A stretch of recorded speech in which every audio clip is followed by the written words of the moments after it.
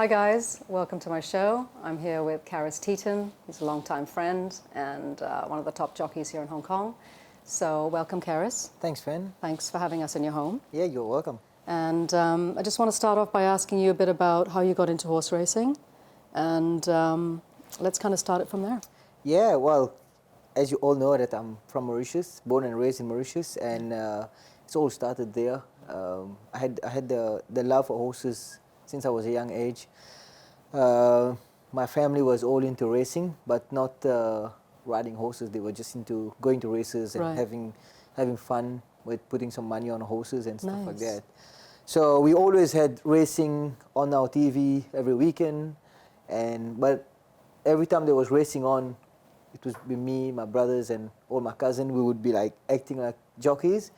And of course, I would always be the best out of all of them. Yeah, of course, you're very competitive. Yeah. So I started very young. At the age of 5, I jumped on my first horse, and then didn't look back since then. That's amazing. Yeah. And how did you get to ride horses there? Was it easy coming across horses? Was it difficult finding people to give you horses to ride? And yeah, it was difficult. We were lucky enough that one of my father's friend knew someone that have some ex-race horses that when tourists are coming to Mauritius, they ride them on the beach.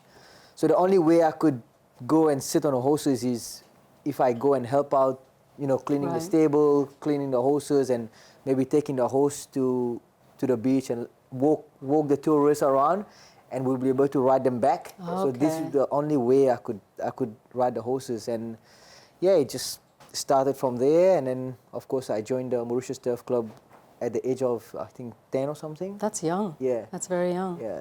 And then you went from there, was it to South Africa? How did that transition? Yeah. And how did you go from there to ending up wanting to be in Hong Kong? So I moved to South Africa when I was 13, turning 14, into the South African Jockey Academy. And then I spent almost 10 years in South Africa.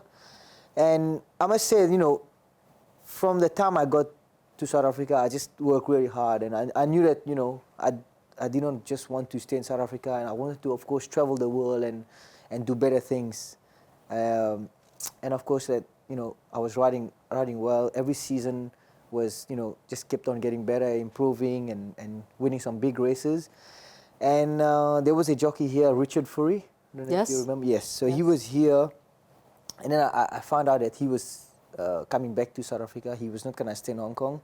So I thought, well, maybe it could be the perfect time for me to put my CV. And then I spoke to Mr. Steve Ralton, and he said, yeah, send my CV through. And then I just did not stop praying for 3 months. Then it came through that they were going to take me, yeah. That's amazing. Yeah. And what were the challenges you found when you first came here in terms of not having family, completely new environment, and into a club where it's sort of all-encompassing, where you're housed and you're taken care of? Yeah. So what were the pros and cons of that when you first moved to Hong Kong? Like, what were some of the challenges you faced? I think traveling for me, it was easier. I left home when I was 13, so living without family was not a hard part. It was just trying to adapt into a different culture, into a different work system, and knowing how high the club racing is here. So it was just trying to adapt to that. And but it was really hard. Of course, finding out the new way of living. Of course, it's a different culture to South Africa, to Mauritius. So, but I must say I got used of it pretty quickly. It felt like I was into a home when I got to Hong Kong. So That's this amazing. is why I got adopted pretty quickly. That's amazing. And how did you find the horse racing and the style of riding here compared to, because you've ridden overseas as well, right? Have you ever ridden in the States or the No, the UK? well, I rode mostly around Asia. Japan? Yeah, a little bit of Japan. So yeah. And did you find the style of racing here was a little bit different to South Africa, or they're pretty comparable in terms of how you ride through a race? Yeah, totally different. I mean, we have a few tracks in South Africa where I used to ride, or similar to Happy Valley, but not as good quality as here. Of course. But I was used of the racing style, but just the way you race was not the same. Right. Here we are very competitive. There is no space between us. as compared to South Africa. You know, you have a lot of space in between the horses. Yeah, it's very tight here. Yeah, so, but, you know, this is how you learn, and this is what makes you very sharp. You know, they say if you can ride in Hong Kong, you can ride anywhere in the world. So it makes sense, and it's real. That's awesome. And is there any race that you have wanted to, or any racing event that you have wanted to ride in? Now that you've been in the top 5 in Hong Kong, congrats, by the way, you've been doing really, really well. And we'll touch on your health issue if you're okay with that. But is there a race or a race day or somewhere that you've never ridden before that you'd like to compete in? You know, when being in Hong Kong has already given me a lot of opportunity to travel the world. As you know, I've been to Japan a few times. We've traveled horses to Japan. Blizzard, we went with Ricky, but I've represented Hong Kong in Japan. Then I went with Super Jockey. We won the Korean Sprint. So I've already got a lot of opportunity. But, you know, there's a certain places, let's say like Dubai. I would like to travel to Dubai one day. If it's with a Hong Kong horse, or it's just going to ride in Dubai just for the night, the carnival night, right? The World Cup night. But, you know, like going to Escort would be something that, you know, I would like to. Maybe going to the Sugar Cup for once. That would be. I could see you doing that. Yeah, I could totally see you doing that. Like you said, I was like first free in Hong Kong for what 5-6 years. Yeah. Of course, last season with my issue of me being sick has put me back a bit. But yeah, I'm still young, and I think I've got a lot of things to look forward to. But like I said, I'm just blessed to be in Hong Kong, and I think it's giving me a lot of opportunity that I would never be able to have if I was somewhere else. That's really good to know. Can we touch a little bit about your health and what you went through, and just so people understand the challenges that you faced during that time? You know, you have obviously a beautiful wife and a lovely daughter. And you got to a point where your health was compromised, which meant that your earnings were compromised. Yeah. And so do you want to just touch a little bit on that and tell us what happened and how you figured out that there was a problem? Yeah, well, last season, before season start, we came back from holiday. We had our holiday in Mauritius. And, of course, I had COVID. After 3 years in Hong Kong with no COVID, we got out. I think most of the jockeys got COVID because we just like... We just wanted to get out. Yeah, it was too much. We got COVID in Mauritius. I was fully recovered. Got back to Hong Kong, trying to prepare for the first meeting and doing my normal routine, you know, going for my workout and all these. But I just find out that every time I'm going to the gym or doing my workout, something was not right. You know, my recovery was not right. The heart rate was just higher than usual. And then the one day, it was the first trial at Happy Valley. I had like maybe 9 or whatever trial, but it was so hot. And I can remember that just after every trial, I had an ice bucket where I had to dip my head down in it, just to cool myself down, because I just felt overheat. And I keep asking all the guy, like, are you feeling the heat as I'm feeling? Mm-hmm.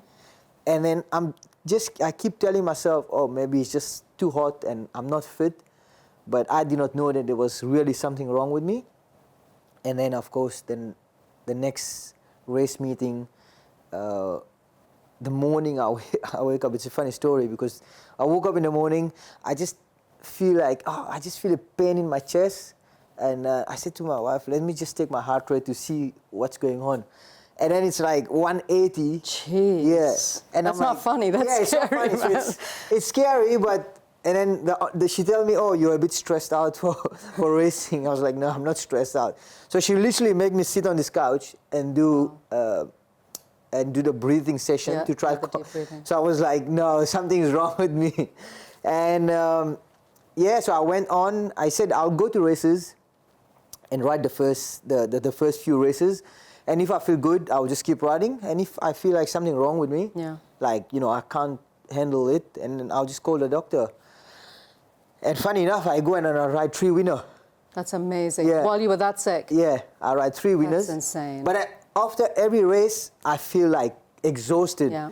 But then I go back to the room, I just dip my head in the cold water, have a drink, and I was ready to go again. So this is why I did not pull the pin, you know. So after the second last race, after riding 3 winners, I go and see the doctor. I said, I think I should just come in tomorrow. This what was the issue in the morning. Can I come into Union Hospital and let's just do a blood test and explain to him. We did the blood test. An hour later, he called me. He said, "You're lucky to be alive," literally. Yeah, he said you can't really go for a walk. You need to switch off completely. There's no way you will ride anytime soon. Wow. Yeah, that must have been devastating for you, because you're so highly competitive. Yeah. And you're always into fitness. Like, I've seen you ride that horse of yours here, I don't know how many times. Yeah. And so that must have been, that's like devastating for you. It was the worst news I could ever receive. Like, one of the worst news, because imagine it's 3 meetings in Hong Kong, and then 5 winners, everything is going my way, got some nice ride to look forward to, and then suddenly they said, oh, you're sick, you don't even know when you will be able to ride again, and you can't even do any exercise. And imagine sitting at home for 3 months. Anybody else, yes, but not you. Doing blood tests mostly every day or every second day, have to go to Union Hospital, do a lot of tests. And I was blessed enough, to have the club support and the doctor we have here. They've put 110% to try get to the bottom of the solution. And 3 months later, we do a blood test, and there was nothing wrong with me. So was it a thyroid condition? Like, it was an inflammation of thyroid due to the COVID. Oh, so COVID triggered it. And are you on thyroid meds now, or are you completely off? That's amazing. Yeah. I did a blood test 2 weeks just before I start work, just to check, everything okay. The result came up. The exact word he said, "You're fully recovered. There's nothing wrong with you." That's amazing. Like. So how did you handle the stress personally? Being at home, not being able to walk, not being able to exercise. I know after COVID and being locked up, it was difficult enough. And now with you knowing that you can't ride indefinitely, how did that affect you personally? Yeah, it was very hard, to be honest. It literally drove me mad for a couple of weeks. When we started, I thought we'll get to the bottom of it pretty quickly. I was confident that I would be back at work in the next 2 weeks or something. I still took rides and everything. But then when we're doing all the tests and the blood level was still very high, of course the hormone level that's into your body was just over the limit. And then of course then I just started to get very grumpy at home, and I wanted to get out. Imagine I can't even go for a walk when I'm in the gym every day 2 hours. Yeah. And my poor wife Xaviere, she had to take it in, and I mean everything, whatever stress I was getting, I was just taking it out on her. Of course. And she just stood there and then stood by me and handled it. And I think deep down she knew what I was going through, and I'm just thankful that I had her support, and of course my family support back home. Of course. And then a month later, I think I flew my family here, my brothers and everybody came here, and I had all the support that I needed. We traveled to Thailand for a while. I just needed to get out and literally switch my mind off, and I had a lot of people in Hong Kong also gave me a lot of good advice. So yeah, I'm just grateful now I could get back on a horse and do what I love. That's fantastic. Yeah. Well, it's nice to see you back and riding again, and start of the season coming up. Yeah. Do you have any goals that you've set for yourself, like personal goals that you want to share with us, like what your target is this year? Other than obviously wanting to go to the Sugar Cup and ride and maybe Ascot, but what is it that you want to personally accomplish this year for yourself? Honestly, friend, I don't usually set any goal, numbers especially. Good. I want to ride a certain number of winners. I just said, okay, I want to ride as many winners as I can. Then I know when I go out, I just give my best onto all the horses to try win as many races as I can. So, but, then you're talking about goals like, it's always nice to win big races in Hong Kong. Absolutely. This is why we are here, and this is why we are doing it. Absolutely. Last season, the season before, especially, I had an opportunity to ride Romantic Warrior. Mm-hmm. It would be nice to be able to get maybe a young horse coming up, or get a chance to ride one of our big horses in Hong Kong this year. You never know. This is Hong Kong. Things can change pretty all quickly. The time. Yeah, absolutely. So I think my main focus will be to try get a nice young horse, or even, focus for the derby again. Because when you win one, it's like, it's so addicted. You just want to, Exactly. But you need the support, and you need the horses too. So I want to, of course, with my setback, with my sickness last season, I've built up already towards the end of last season my relationship with the trainers and the owners. So I think this year I've got back here early. I want to, to keep close contact with the trainer and the owner to try, be able to get more support, and I feel good about it. That's good. I'm glad that you're doing that, because in Hong Kong, it is tough. It is challenging. As you know, I've been here, I was here for 13 and a half years, and I worked for Cass, and, we had some, obviously, the highs and lows, and when the lows hit, they're really low. Yeah.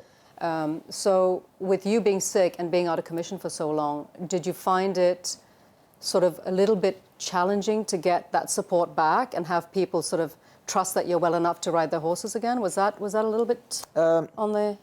I think when I first came back after the sickness, there was a lot of words. There was a lot of words that was going around. I might not be riding the same, with the sickness, and because this sickness is a very bad sickness. You have muscle sore and all these things. But by the end of the day, I did not have the sickness they thought I had. So this is why my recovery was like, from day 1 to day 2, I was fine. So then, of course, there was a bit of people, doubting in me. But then, of course, I just put my head down. I knew how good I felt. I knew that, of course, I've been off for 3 months. Let's work hard now. Let's push and finish the season strongly. And then, of course, I came back. I have to mention Douglas. He was good enough to tell me, come to stable, start getting on a few horses. So he gave me a few horses in the morning, just go around the small track, just to get the feel again, and that really helped. And he gave me my first winner back, of course. And then, of course, once I started having a few winners, I started riding a few places, then the support came, and then the trainer saw that, okay, he's back. He's back, okay, so... And the support came, and then I think just kept on riding winners, and that's amazing. Then it picked up pretty quickly. Yeah, well, you are one of the harder working jockeys that I know, and it's good that hopefully Douglas will carry that on this season as well and give you some more support.